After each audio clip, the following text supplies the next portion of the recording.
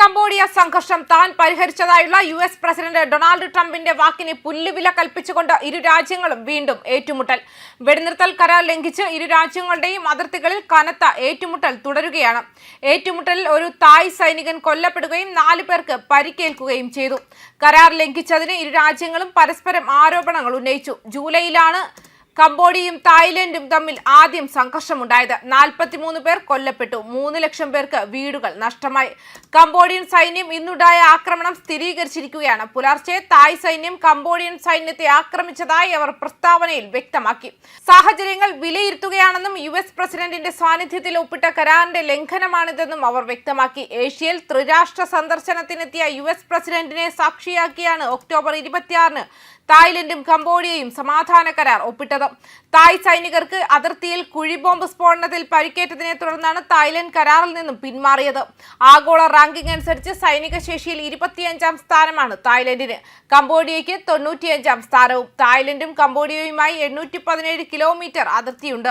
അതിർത്തി മേഖലയിലെ പൗരാണിക ശിവക്ഷേത്രത്തിന്റെ ഉടമസ്ഥാവകാശം തായ്ലൻഡിനാണെന്നാണ് രാജ്യാന്തര കോടതി വിധി. ഈ ക്ഷേത്രത്തിന് ചുറ്റുമുള്ള ഭൂമിയെ ചൊല്ലിയാണ് സംഘർഷം.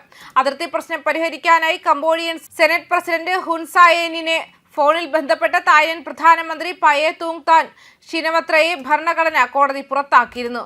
ഹുൻ സായേനിനെ അങ്കിൾ എന്ന് ഷിനവത്ര വിളിച്ചതും തായ് സൈനിക ജനറലിനെ ഫോൺ സംഭാഷണത്തിൽ കുറ്റപ്പെടുത്തിയതുമാണ് കാരണം. ഫോൺ സംഭാഷണം ചോർന്നതിനു പിന്നാലെയായിരുന്നു പുറത്താക്കൽ.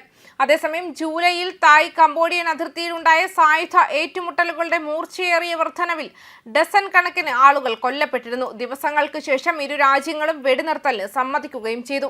മലേഷ്യയുടെ മധ്യസ്ഥതയിൽ നടന്ന ആ കരാർ അമേരിക്കൻ പ്രസിഡന്റ് ഡൊണാൾഡ് ട്രംപ് തായ് കംബോഡിയൻ നേതാക്കളെ വിളിച്ച് യുദ്ധം അവസാനിപ്പിച്ചെങ്കിൽ അവരുമായുള്ള താരിഫ് ചർച്ചകൾ നിർത്തുമെന്ന് ഭീഷണിപ്പെടുത്തിയതിനെ തുടർന്നാണ് ഉണ്ടായത്. ഒക്ടോബറിൽ സംയുക്ത സമാധാന പ്രഖ്യാപനത്തിൽ ഒപ്പുവയ്ക്കുന്നതിന് അധ്യക്ഷത വഹിക്കാൻ ട്രംപ് മലേഷ്യയിൽ നടന്ന ആസിയാൻ ഉച്ചകോടിയിലേക്ക് പറന്നു. തെക്കുകിഴക്കൻ ഏഷ്യയ്ക്ക് ഇതൊരു ചരിത്ര പ്രധാനമായ ദിവസമാണെന്നും ഒരു മഹത്തായ ചുവടുവയ്പ്പെന്നും ട്രംപ് വിശേഷിപ്പിച്ചിരുന്നു. എന്നാൽ ആ ആചാരപരമായ ഒപ്പുവയ്ക്കലിന് 2 ആഴ്ച കഴിഞ്ഞപ്പോൾ കരാർ നടപ്പാക്കുന്നത് താൽക്കാലികമായി നിർത്തിവെക്കുകയാണെന്ന് തായ്ലൻഡ് പ്രഖ്യാപിച്ചിരുന്നു. കംബോഡിയൻ അതിർത്തിക്കടുത്ത് ഒരു കുഴിബോംബ് സ്ഫോടനത്തിൽ 2 സൈനികർക്ക് പരിക്കേറ്റതിനെ തുടർന്നാണിത്. വെടിനിർത്തൽ കരാറിൽ മധ്യസ്ഥത വഹിച്ചതിന് ട്രംപിന് സമാധാനത്തിനുള്ള നൊബേൽ സമ്മാനത്തിന് നാമനിർദ്ദേശം ചെയ്ത കംബോഡിയൻ കരാറിൽ പ്രതിജ്ഞാബദ്ധമാണെന്നും ഉറച്ചു നിൽക്കുന്നുവെന്നും അഭിപ്രായപ്പെട്ടിരുന്നു. ന്യൂസ് ഡെസ്ക് കർമ്മ ന്യൂസ്.